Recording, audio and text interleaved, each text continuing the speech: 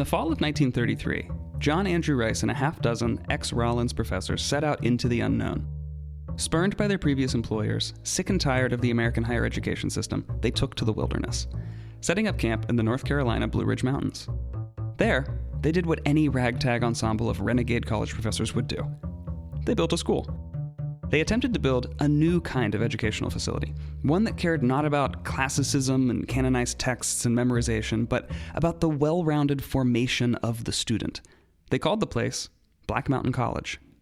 Black Mountain would go on to change not only the way liberal arts education was approached in academia, but the very way art and music were thought about and created. It would come to produce some of the greatest poets, artists, writers, and composers of the mid-20th century. It would become the global center for the Avant Garde. And then, it would disappear. Like a candle in the wind, it would sparkle, shine brightly, and extinguish. Black Mountain shut its doors in 1957, only 24 years after its creation. It's a blip on the timeline of progress, and yet we still feel its echoes today. The legacy of the college lives on, remaining a persistent presence in art, culture, and academia. In July of 2022, the New York Times published an article about this enigma called, "Why Are We Still Talking About Black Mountain College?" Today, we might get an answer to that question. Dr. Alessandro Porco has been fascinated by the phenomenon of Black Mountain College for a long time. He's hunted down troves of untouched information, traversed heaps of unseen poems and pieces, and has discovered a side of the school that very few have ever come in close contact with before. His book, The Anthology of Black Mountain College Poetry, which he co-authored with Blake Hobby and Joseph Bathanti, is set to come out next year, and today he was gracious enough to give us a sneak peek. From Audacious Media and the University of North Carolina, Wilmington, you're listening to the Relevate Podcast. I'm your host, Daniel Charles Wright. Let's begin, shall we?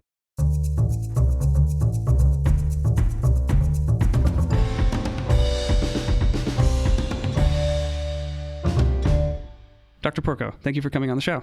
Thank you for having me. I'm excited to be here. What first attracted you to the story of Black Mountain College? My interest is kind of twofold. One is by chance I had done my graduate work at the University of Buffalo, which is home to the poetics program, which for many, many years had as one of its faculty members Robert Creeley. So there is the legacy of Black Mountain College that found its way to the University of Buffalo. Olson even taught there very, very briefly. In the mid-'60s. So when I got to the University of Buffalo, it was always around the Poetry Archive there as part of its sort of massive collection of various items of the 20th century in poetry. They have lots of Black Mountain-related material. It's home to the Robert Duncan papers in parts, and also lots of poets in the broader New American poetry world. So being there was a kind of immersion in thinking about Black Mountain. That wasn't why I went there initially, but it is definitely what I came out with, which is kind of a nice surprise. But before that, I'd always known about Black Mountain, less about the college, more about the poets of the New American scene. I mean, I knew that they're sort of, depending on which poets who were anthologized by Donald Alden, some had closer ties to the actual campus than others. But the reason they were in my sort of literary historical consciousness, if you will, is they had a great influence on a generation of Canadian poets who came of age late 60s, early 70s, so kind of coming out of Black Mountain. This is often in part because of Buffalo, which was an important cultural exchange spot. But yeah, and presses like the Coach House Press in Toronto, for example, had done a Creeley book. And there are connections to Black Mountain through a very big poetry conference that happened in Vancouver in the 60s, the Vancouver Poetry Conference. There's a great documentary about it I highly recommend. I believe it's called The Lion Has Shattered, or something along those lines. That's a good title. Yeah, I think that's pretty close to what it is. And there's a whole group of poets out west in Canada who took up projectivism and some of the Black Mountain poetics in particular. They're called the Tisch group, the Tisch poets, which was their kind of, if I remember correctly, I'm not a Tisch scholar, but I'm fairly certain it's a kind of anagrammatic taking on shit.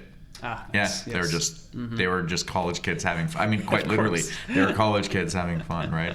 But became very important poets.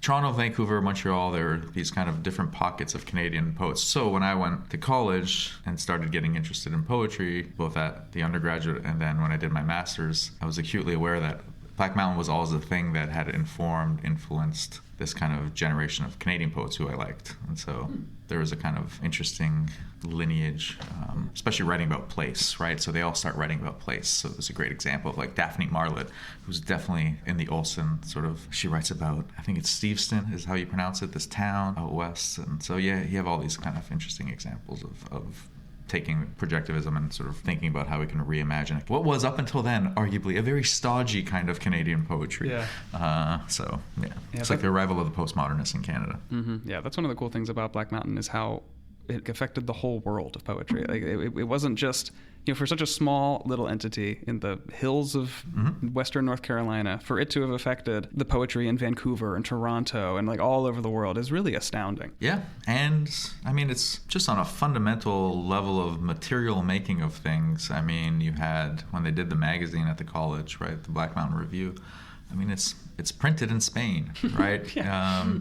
It features artworks by French painters. There's a Japanese artist on one cover. Yeah, it's. I think you're right. I mean, this sense of a small thing can reverberate and have influence, but I think it's also useful to remember that small things can have influence of all kinds, but that doesn't necessarily, it doesn't happen on a time scale, right, that everyone imagines, right? The cause and effects are complicated. It's not always A plus B equals C, right? Sometimes it's like A plus B, and then 40 years later, someone picks up on what C might, So in terms of time and space, right? And people can't, to your point, right? I don't believe anyone at the college through the late 1940s was like, I can't wait till these kids in the early 60s in Vancouver.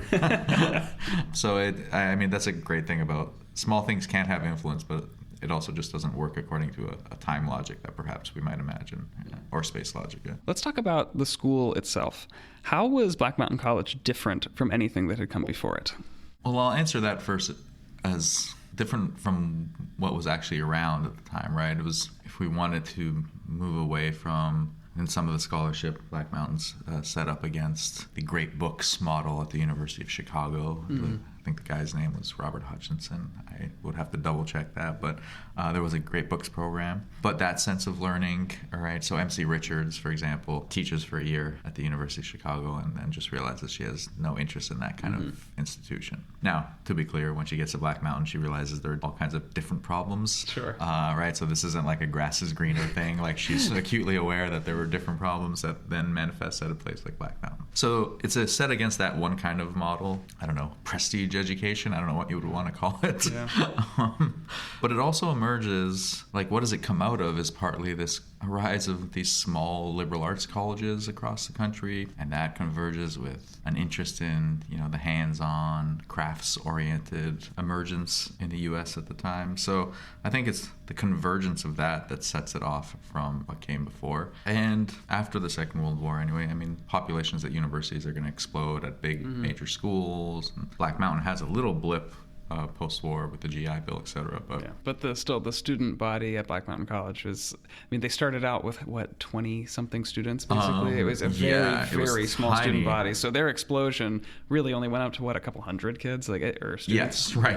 When I say an explosion post-war, I mean... It's not like they went up to 30,000 students. No, and so it does, right. So that first semester, there's 19 students and 10 faculty members. Can you talk a little bit about... So that's a shockingly small school. What was life like at Black Mountain College at that time? Like, if you were a student at Black Mountain College, what would you expect? Well, that's a good question. I imagine, this is kind of speculative.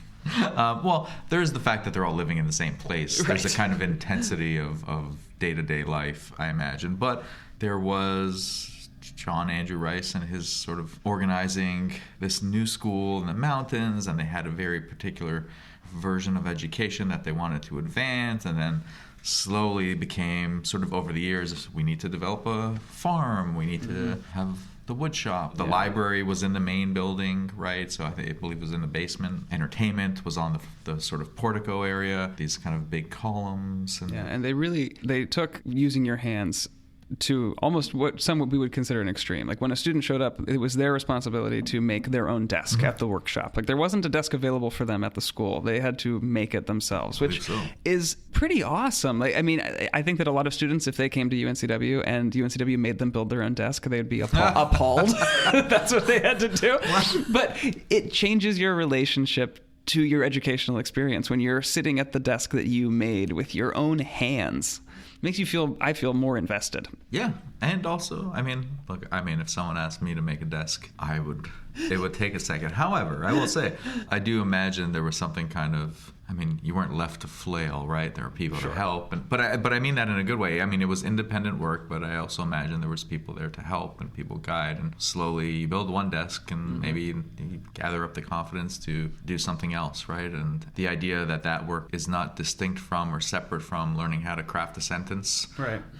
Or how to listen to music and appreciate. To your question about what was life like, life was, I imagine, some balance of getting an education in the traditional sense of a classroom, right? So, because it is always important, I think sometimes it gets lost in the Black Mountain shuffle. To graduate there was difficult, right? It was, even though it looks countercultural at a certain point, especially I think people project like the idea from the time in the 50s when it's a little disheveled, but it was a super rigorous place. And so early life, I imagine, was some balancing of that with entertainment, as in like things to do to entertain yourselves for a day because you're in the middle of the mountains, and practical problems that pop up related to food, upkeep of campus, plumbing. Just, you know what I mean? Basic stuff that needs to be repaired. Imagine having a home and you know that even in ideal situations, things fall apart, etc.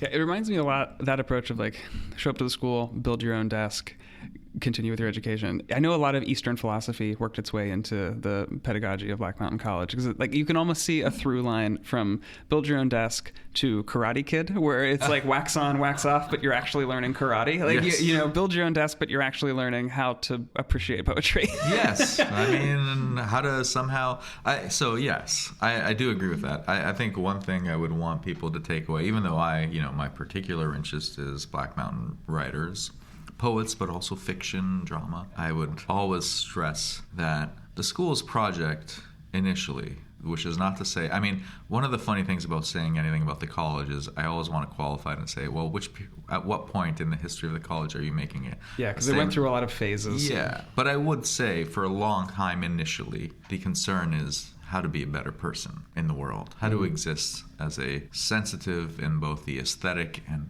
ethically sort of sensitive to the conditions of life, and how can you be a good person in that world. And that's different from being a good poet. Do you know what I mean? Sure. Or artist. They might happen at the same time. Right.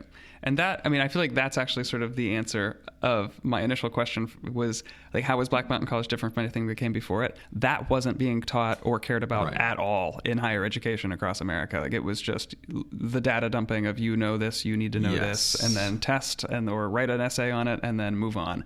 And they didn't care about making a good citizen out of a student. No, memorization. I say this as someone who's, I've been teaching in higher education for a long time now, longer perhaps than I care to remember. But I do remember as a student, which is not that long ago, late 90s, right? I would have to memorize, and by the way, I'm of two minds of this. I do think facts and information are important to know, right? And so I'm grateful for sort of that part of the education. But I think there's a limit to sort of rote memorization. I think there's a limit to thinking of, education as kind of competitive debate, that kind of thing. That seems to send the wrong message. I think getting rid of, as the college did, it was new at the time. Now we perhaps don't think about, but co-educational education is a big thing. Right. It alters how people exist in the world beside each other. And by the way, I was saying, is it shocking that it was co-ed? It sort of is. When I was at college, they still had gendered dorms. That still exists. Yeah. I don't know if it does now, but about 25 years ago it did. At certain colleges in America, that definitely still exists. And so it was radical. So, but thinking about that you have to live together and you have to be human beings together and again, that might produce interesting art along the way, but it's sort of secondary. But that's the initial impulse of the college. I will say, by the 50s, Olson's invested in he does want to sort of conceive of a new kind of world. So he has a bigger project as well, but it is so tied to art production as well. Yeah. Black Mountain College at one point in history was the epicenter of the Avant Garde movement. Its summer seminars would attract celebrity poets, artists, and thinkers from across the world. It's where Buckminster Fuller invented the geodesic dome and where John Cage performed his infamous First Happening. It's responsible for shaping dozens of the most highly acclaimed artists and writers of the 20th century. But it was just this small school in the hills of North Carolina. What was it about Black Mountain College that instilled such an alluring and influential atmosphere of creativity and possibility? So it becomes a center for the figures affiliated, I guess, with a mid-century avant-garde. I think that really starts happening when the summer institutes kind of get initiated, circa I think the first one's 1944, and then proceeding thereafter. There are what I would consider earlier sort of avant-garde figures there. So, I mean, Joseph Albert's abstraction strikes me as part of that. But also, I would say, in particular, a guy named Santi Shavinsky, who did something close to like a happening, but did it in the early to mid 30s. And, you know, he had these kind of scores that were sort of a mix of different performances happening, music and poetry and dance and costumes, and there was Dada-esque poetry being recited. And interesting. Yeah, he's one of my favorite artists associated with the college, actually. Many, many, many years later, to give you a sense of Santi Shavinsky's work, he does painting so he's in Detroit. He does paintings on a massive canvas using the wheels of a car. Oh, nice. So, nice. You know, yeah. it's kind of an amazing. He was a really super interesting. So I mean, I think he's, to be honest, the first real avant-garde guy at the college. But what makes it so? I think the summer sessions make it particularly attractive to people looking to get away from cities for a break. Sure. And having time to live cheaply without having to do other extra work, right? That's a good draw for people. I mean, and it results in everything from like Jacob Lawrence arrives and he's doing stuff in the summer of, I think, 46. And I think it's important to remember too, I mean, the summers were great because there were students there too, right? There were these, but it was all kind of way, way looser, right? So the summer camp mentality. Camp mentality, sure, right? And so, but I think there's something to be said for that kind of interaction. It was like a summer camp meets think tank, and I think that's the exciting part of it. I think also Black Mountain seemed to sort of welcome people who were trying new things, right? Doesn't mean it was always received like especially glowingly, but they were trying new things. I think it was an interest, at least in the 40s, in mixed media stuff, which is important. There was like a work group on intermedia or mixed media. MC Richards was involved in the late 40s, for example. And that's a little, so it's not just Cage's happening as a starting point. And I think people liked collaborating at all levels of production. So if you're thinking of poetry, there were a number of examples of poets who worked together to produce little pamphlets or booklets, right? Then they collaborated on the writing part of it, but then also on all right, we're going to go to the print shop and we're going to set this in type and do the printing and figure out the paper and the typeface. And so I think the collaborative element is also, I would kill for 8 weeks in the mountains with a whole bunch of artists. That would be super fun. I really do think that's it. I think the community aspect is everything about why those specific seminars were so successful, because like we're operating right now in a world where if you want to find a free-thinking group of artists, pretty much any city has that. I mean, you could probably find that here in Wilmington. You could find a group of free-thinking artists that would be interested in collaboration. But in the 40s, 50s, that would have been a lot harder to find, you'd think, unless you were like living in like New York or like and if you wanted to find a community of people that are thinking like you and willing to experiment and do really interesting projects, like that's very alluring. But I want to emphasize the following. Like I think it was incredibly generative what was happening at the college in different phases, in different ways. So whether it's the Albers period, the arrival of poets in the mid-40s, like George Zabrisky's there teaching for a year in 44, and then Richards arrives in 45, and Olson's not really there until, he starts showing up in the late 40s teaching, but he's really ensconced there circa like 1951 upon his return from Mexico. So at different phases, different things are happening. But I want to emphasize the following, because I do like, the word of community and education and how it can be generative, but it's not generative because it's hippy-dippy, like kumbaya, everyone's getting along. There's Ralph Ellison, who has nothing to do with Black Mountain, but has a great phrase where he's talking about the way jazz performers improvise together, right, in a collective group, in a community of art, right, on stage, but he calls it antagonistic cooperation. I think it's useful to think about the tensions that happen. That does not make it less of a community, right? I think we have a funny community now is a term that is... It was almost like conflated with utopia. It's very coercively used now. I have a deep, deep antipathy towards it for that reason. I think community...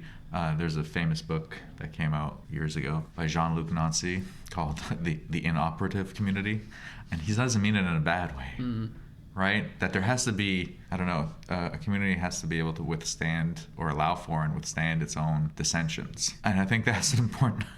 So I think there's no point in sort of idealizing like the community there. It's ideal precisely because it was fairly dysfunctional at times, and that is not to forgive or like that has real consequences on how people feel on a day-to-day basis, and it often plays out on, related to divisions of labor and gender and all that kind of stuff. So I think it's important to note that a place can have ideals, which it did, not live up to those ideals because people are humans and involved, recognizing that the community has tensions, and that can all be okay. Yeah. It is not a reason to dismiss a project, but actually, it's foundational to it. Fleetwood Mac made all of their best music when they were all sleeping with each other and fighting with each other. Right. So, and I will say, actually, because you mentioned, sleeping together. The college wasn't...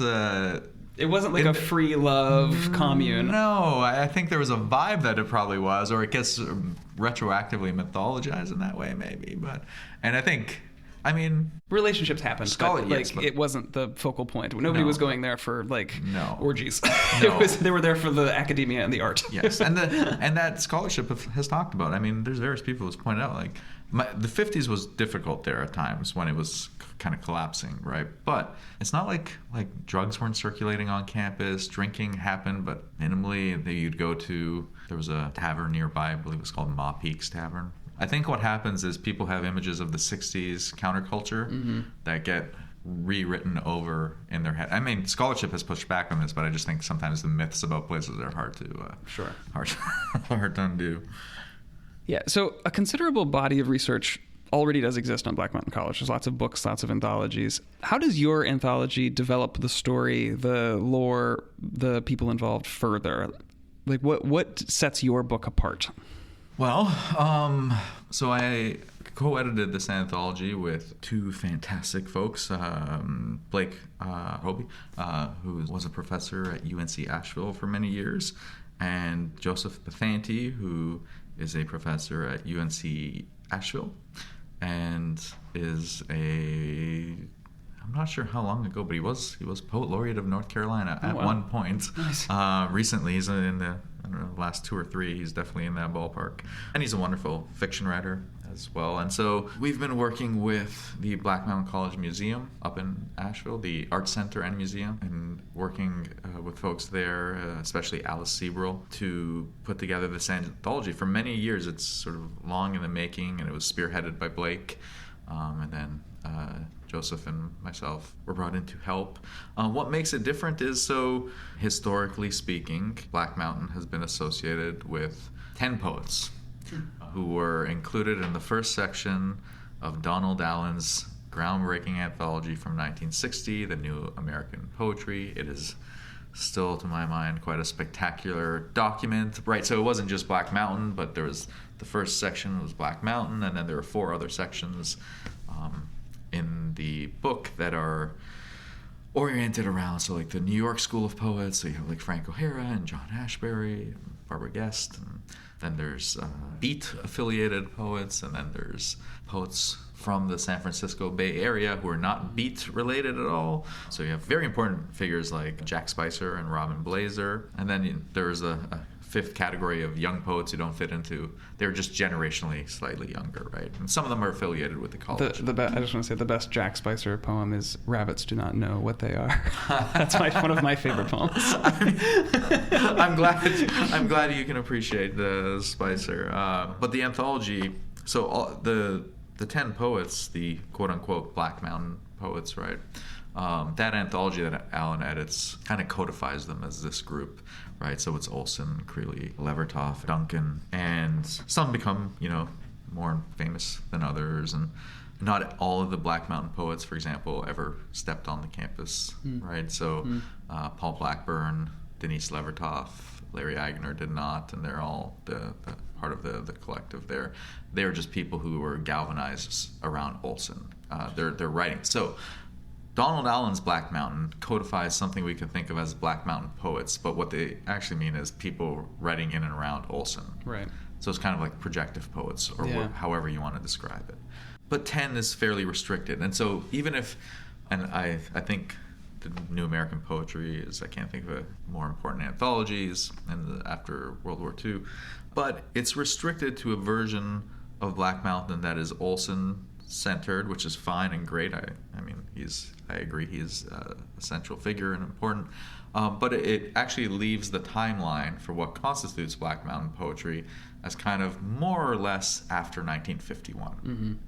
Right? So like someone like Ed Dorn is a student of Olson's at the college, and he's, again, an incredible poet, right? We now have this massive collected poems by Ed Dorn. He's a major figure, right? He writes one of the great long poems of the post-war period in Gunslinger, which I highly recommend to anyone who wants to read a great long poem by someone Black Mountain related. But it restricts who could be a Black Mountain poet to 51, and it restricts it to the Olson group. And what happens, so the anthology is what happens when you expand the definition, which is to say we're not dismissing the Olson group. In fact, it's the opposite. We just want to put them part of a larger world, and there are a whole bunch of people who are part of the Olson world who weren't also included in that 10, right? So there's also that element, so we're just adding more. But if you turn it's a simple kind of critical gesture and say, how do we define Black Mountain poetry before 1951? If you do that, then you learn that Joseph Albers wrote poetry, loved haiku, which he writes these very short kind of cryptic, or not cryptic, kind of they feel like life lessons, little nuggets of 4 lines of life lessons about art or the meaning of art. And if you turn the clock to the late 30s, you get figures like Ruth Hirschberger, Jane Mayhall, and Elizabeth Pillay, this great trio. And so what happens, by the way, is when you shift from that 10 to expanding the historical purview, now the anthology has over 60 poets. Nice. Wow. So something exciting happens, right? Yeah. And it's I think it's an example of exciting that helps everyone rethink. So we have people who attended the college as either faculty, visiting faculty, students, and then just affiliates with the college. And by doing that, you get all kinds of interesting figures. So like someone like Edward Dahlberg, who goes to teach at the college in 1948. And basically experiences something like cabin fever. Is like, I can't live on this mountain. Which is why Olson, so he was a friend and mentor to Olson. So he's a little older than Olson. But he's the one who recommends Olson then, right? But he's more known for fiction, but he wrote great poetry. And so we have a long poem of his that we've included the whole thing.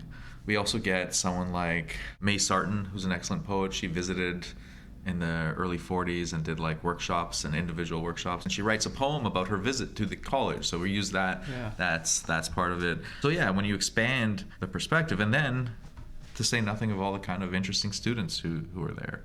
We did limit ourselves in the sense of if you were at the college and you were a student taking class, everybody, there's all kinds of poetry, but we focused on people who actually then went on to publish things. So our anthology just wants to expand the purview of beyond the 10, without saying the 10 are, dismissing, because they're not. Because I mean, I'll be honest. I have a deep affection for all those poets too. So it's just more expanding the worldview of what counts as a Black Mountain poet. Yeah, that just reminds me of sort of the movement that's going on across literature studies all over with just like the challenging of what is canon. And like it's sort of like this, like there was an established Black Mountain canon of like these are the 10 greatest poets from there, and you're saying, but wait, there's so many other voices that also deserve to be talked about and heard now.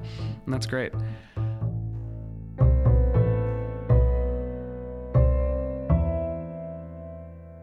Despite the school's success, especially considering its very humble beginnings, Black Mountain College shut its doors in 1957. What led to the school's failure?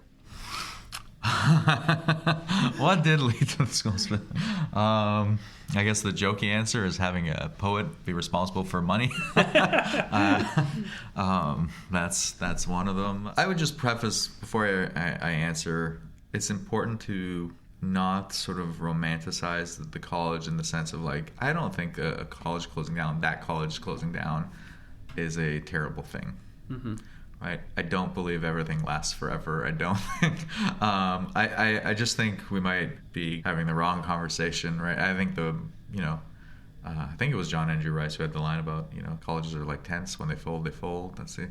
With the idea that then something else comes. Mm-hmm. I think in a weird way, the worst thing you ever want to become is a named institution or a named thing, like to be sort of reified and sell, right? I mean, there's an Ed Dorn poem where he talks about this. It's like the worst thing about being named is if you can name it, you can own it and buy and sell it. Like, mm-hmm. There's something restrictive about something becoming an institution. I think that the college came and went is a delightful thing that maybe it was not followed by other things similar to it or in the way we might hope. Well, then if you're someone in the 21st century who's interested, follow the model and do the thing that matters for now, right? I actually don't think there's much point in replicating Black Mountain now because it wouldn't speak to the issues of now. You can use it as a model, as a structural model, but, reproducing the Avant Garde from mid-century into 21st century seems to miss the point of the Avant Garde. Yeah. I don't know that there's much function to that. So as for its closing down, I mean, the real thing is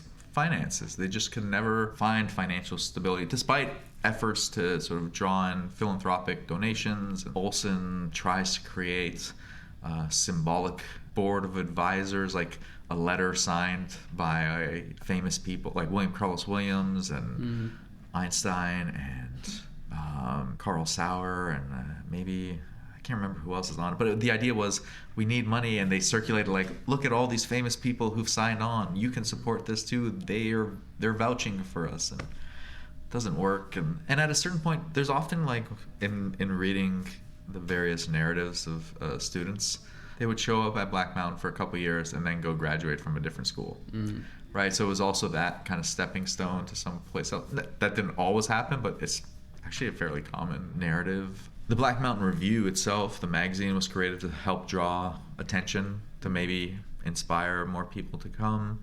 By the 50s, you can argue part of the community effort of making the whole being that sort of had fallen away, so that goes away and it sort of becomes less of a draw in that sense. You could argue that that's partly the result of Olson. I mean, people have said that. I mean, he was in the unenviable position of being there at a time when it was going to go down. So, all right. But they tried at the end, such a small, to keep it alive. But I just think I would say financially it was just not feasible to keep the college going, right?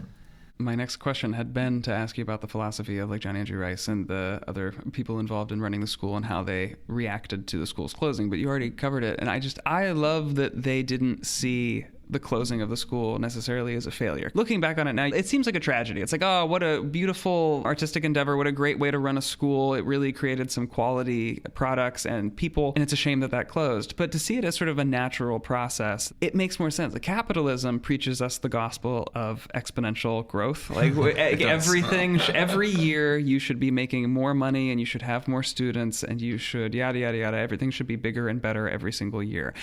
And look at all of the universities across America these days where they're making all sorts of budget cuts and they're providing a worse education so that they can get more student bodies on campus so that they can make more money and show their shareholders that, look, we've got this many thousand more students this year. We're making this much more money. But what is the payoff there? Like, what's the trade-off there? It's a shame. And if we were to apply that same mentality to human life, death at the end would just be the ultimate failure. You're like, oh, you died? What a failure. It's like, no, it's natural. Everything has its life cycle. And to see Black Mountain College be born, rise up, and then die is natural. But when I said that I think we shouldn't idealize it, I mean, that doesn't mean all the people involved with the college were okay with that. I mean, it was very painful for a lot of people to leave. Sure. Right? I'm thinking of Richards in particular. It had lasting effects on them personally, like that friendships or whatever, relationships with peers, I wouldn't call them friendships necessarily,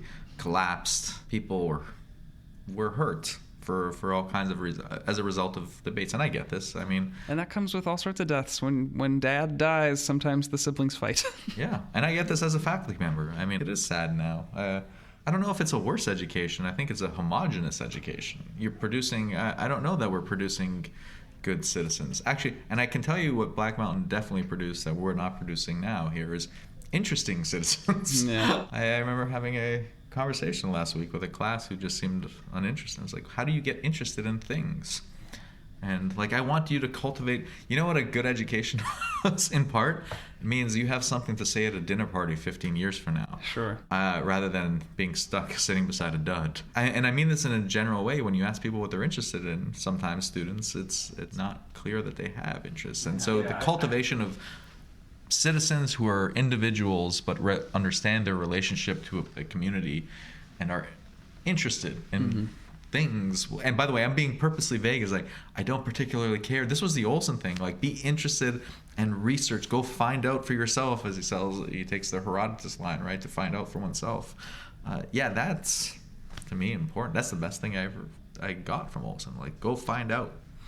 Yeah, it feels like we're in a drought of curiosity almost not in academia. Like, professors and the researchers are still doing their part, but because I've experienced this in classes when you're doing a research project or you're writing a paper or whatever, and you're doing a peer review, and you just talk to the students around you, and they don't care. And it's like, okay, well, the prompt was very, very open-ended. You could have written about anything that you wanted. It's like, what is interesting to you? And they're like, getting my degree and getting a job. Like, they don't care. Like, they're not here to learn. Like, they're here to just, it's an exchange of goods. Like, I'll give you money, you give me a degree so that I can go make a good living. And it's just, I mean, to each their own, but to me, as a curious individual, it's sad. I don't know. I think it bums me out. Yeah. And I mean, and I hope, like, studying Black Mountain is a good example of showing these are people who are curious and wanted to find new ways of being.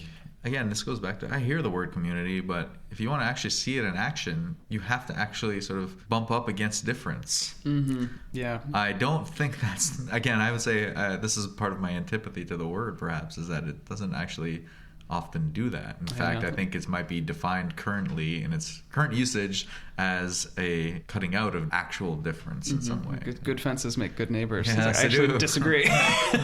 we need worse fences.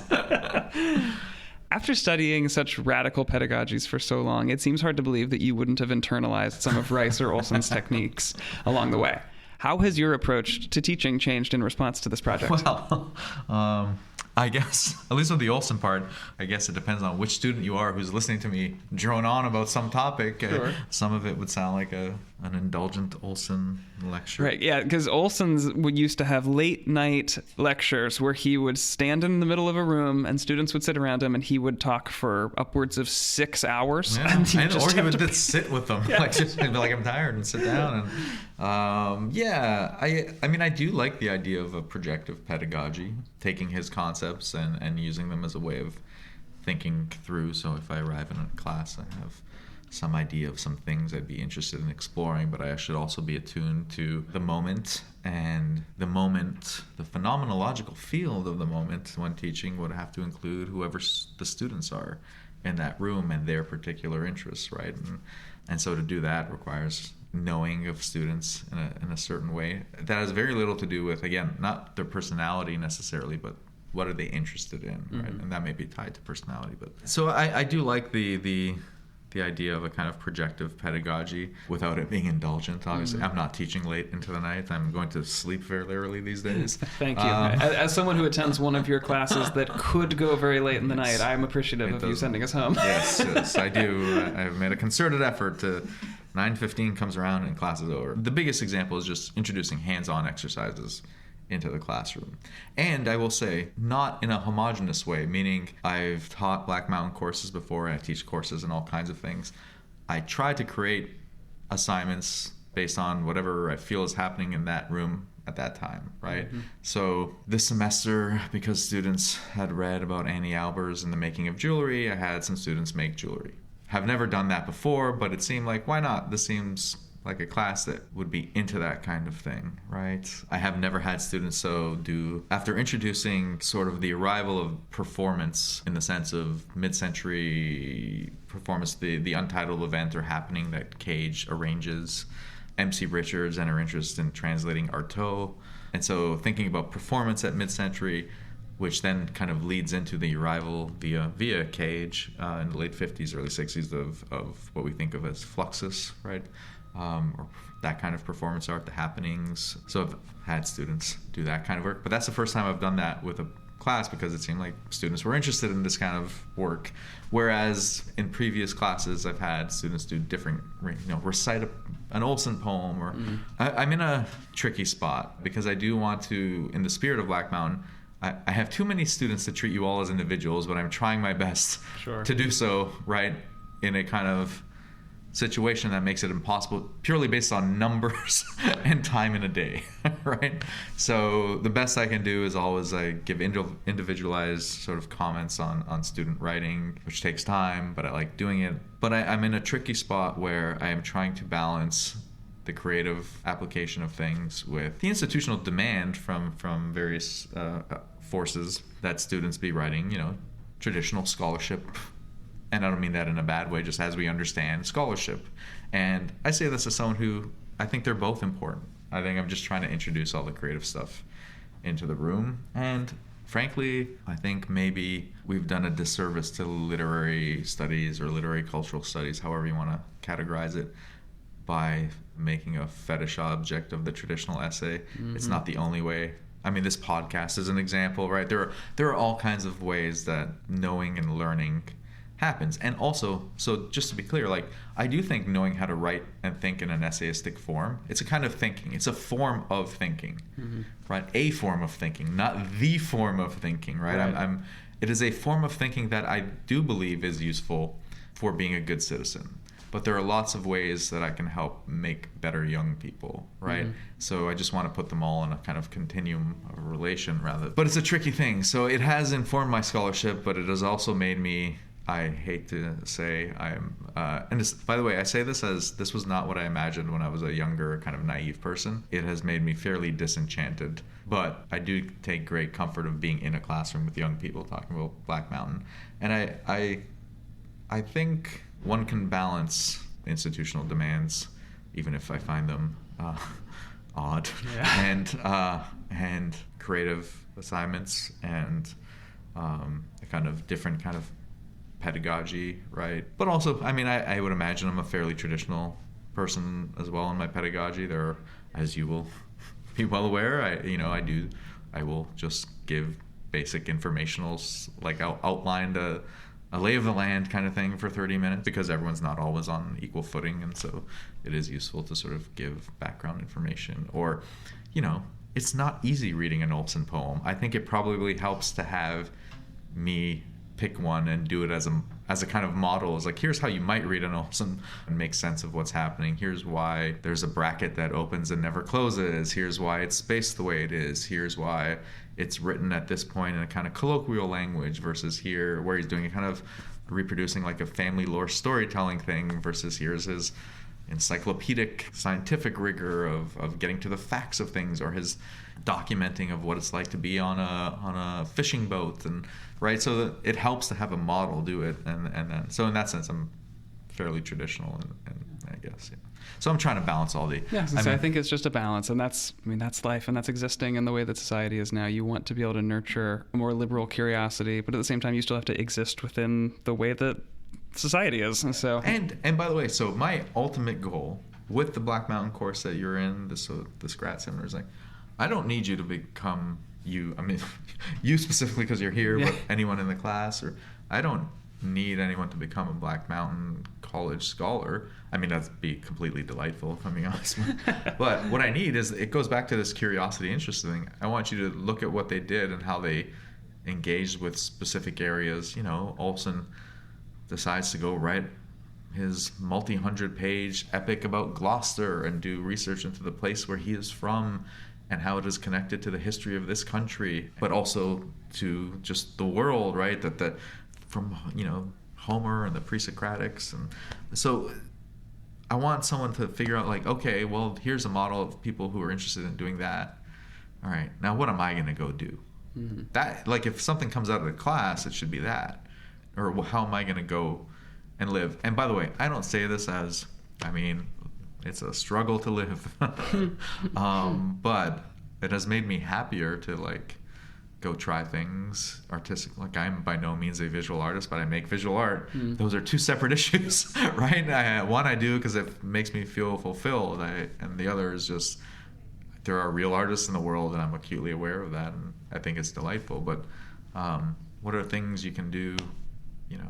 That's one of my favorite things about mostly from the Albers, but the Black Mountain Pedagogy, is the pushing students to engage with artistic materials that they never would have been to or been drawn to on their own, like making somebody draw that doesn't consider themselves an artist, making somebody work with clay or sculpture that, again, wouldn't consider themselves a sculptor. And it just makes your brain work in a way that you never really engage in on your own. And I think that it only expands your horizons and gives you something to work from. Even if you are not going to go on to be a potter, that's not the point. Like, you know, you're not teaching them to be a potter. You're teaching them to understand how different materials work. Shape, form, rhythm, intensities, basically aesthetic categories that translate. They appear differently, or they have different material forms in pottery versus poem versus play, but shape, contour, rhythm, etc. are terms that apply across all those.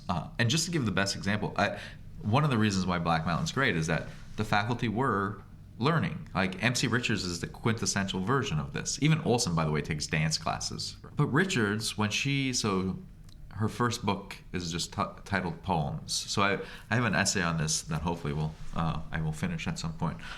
It's finished in just not a format to send into the world yet. But it's about her first book called Poems, which I talk of as a kind of serial poem. They're all related.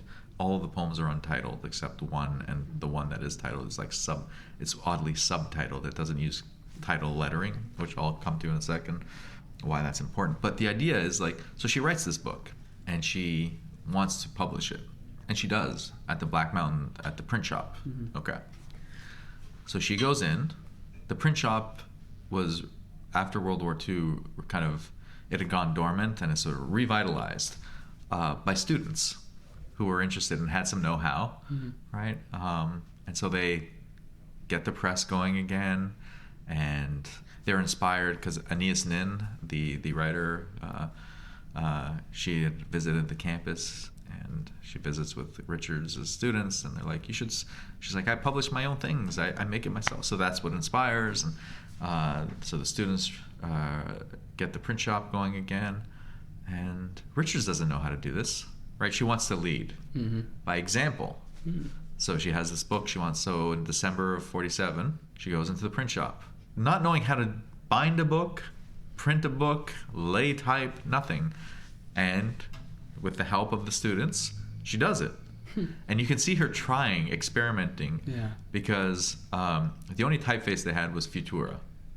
So there's the limit of material. But they had Futura in like medium, oblique, which is italics, and bold. And so you can see her playing with poem by poem by poem, the placement of the poem on the page, so how they laid out the type spatially, the typeface, so whether it's the medium, oblique, or bold, spacing between lines. Not a single poem is laid out on the page the same way. That's very cool. So as the poem, a serial poem is a poem that changes from poem to poem. So serial poem is like a long work of related poems that do not cohere. Let's say there's not that sort of serially one after another. She wrote a serial poem and then developed what I would call like a serial typography, which is you do not know what the poem is going to look like from page to page. So at one poem it's centered, the next page has these wide spaces, and another poem it's been placed on the, let's say, the bottom right quadrant of a page, right? So you never know. Now, I call it a serial typography, but it's a serial typography developed out of someone who's like, I don't know how to do anything, so I'm going to try a bunch of things. Right? She'd never done it before. Right. It sort of teaches like a fearlessness. Just like, yeah, let's try it out, see what happens. It's my favorite example. It's just like, and it looks amazing. I mean, it's one of my favorite objects. I got to hold one at the Getty at her archive. That's very cool. Why do you think that your work on Black Mountain College, why do you think that this anthology is essential? I really would like people to, well, it's an anthology, so I'm going to say its ideal audience are sure people who are interested in Black Mountain College, but ideally students. So what should happen is if you start circulating this in classes on American poetry or American literature in general or 20th century literature in general, then all of a sudden students' senses of what happened at the college and the kinds of writing available at the college expands, right? So one of the big things was in Donald Allen's anthology, there's only one woman poet affiliated, and that's Denise Levertov. So our anthology has, I think, 19 women poets, and still not great numerically, but it's infinitely better, right? From 1 to 19 is a radical difference, and that there's a lineage of queer writers and artists at the college. And I mean, we include Mary Parks Washington, who's mid-century African-American artist and writer, and we have her collaborative work with Sarah Webster Fabio, who's an important poet in the Black Arts movement of the 60s and around Merritt College in the Bay Area. And so it's important in terms of like expanding, and ideally if students are getting access to this as undergraduates or even graduates, right, that in 10, 20 years now you get essays starting to appear about, you know, things are slow, right? But eventually people taking an interest in, right, these figures who haven't been the subject of a lot of scholarship. And I've tried to do that in my own work, right? I mean, I've published on Mary Parks Washington. I've published on Jane Mayhall. Working on MC Richards' material right now. So I hope ideally it's generative, and that's the difference of it, hopefully giving a generative sense of what the college can be. So that actually, and this is not and it shouldn't diminish anyone, what it should be is to give us, you know, to use the Albers to see with open eyes, to have open eyes, and then return to and rethink, how does this make us rethink people like Olson? How do we put someone like Olson in conversation with these earlier? Because I think it would be also wrong to say that there was like a absolute line that divided, right? It was MC Richards who recommends Olson to take says he should have the full-time job here in 51, right? Or like it could be enriched. So Jane Mayhall and Ed Dorn do not know each other, right? They're from different generations, different times at the college, but they both write very severe satirical poetry, kind of critical of the cultures.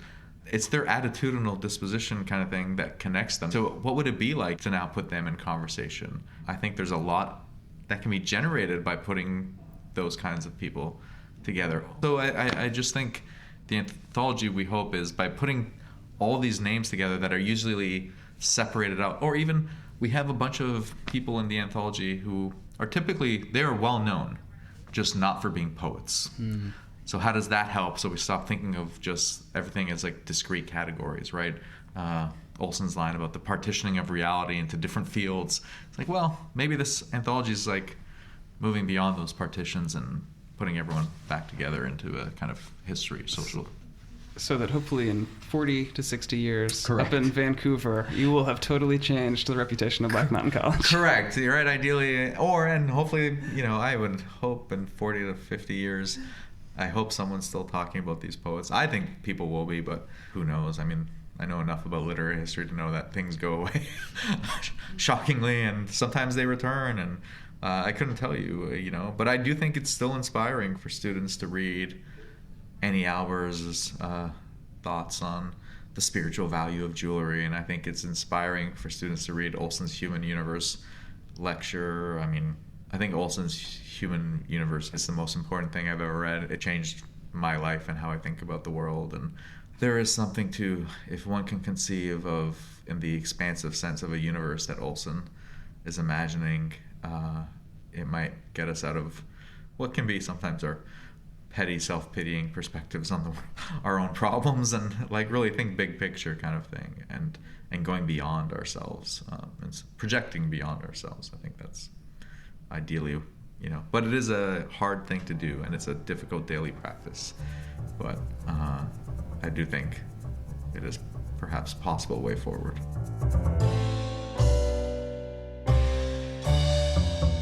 All right, so my conversation with Dr. Porco was so rich and so lengthy that we decided to break it up into 2 parts. I hope that you found the first portion of our chat engaging, and I promise that next week we will cover some equally fascinating territory. I really think you're going to enjoy it. Relevate is produced each week by Audacious Media and the University of North Carolina, Wilmington. Today's episode was hosted, produced, and edited by myself, Daniel Charles Wright, and executive produced by Dr. Megan Sweeney. Special thanks to Randall Library and the excellent people at the Digital Makerspace for lending us their studio. If you have a project, a paper, or a topic that you'd like to discuss on the podcast, and you're a faculty member or student of an accredited college or university, please send us an email at relevatepod@gmail.com.